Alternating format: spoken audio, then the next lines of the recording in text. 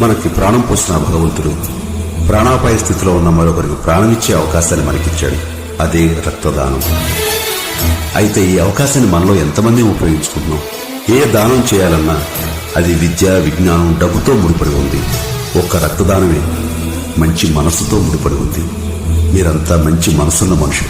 రక్తదానం ఉద్యోగంలో ఈ రోజే పాలు పంచుకోండి.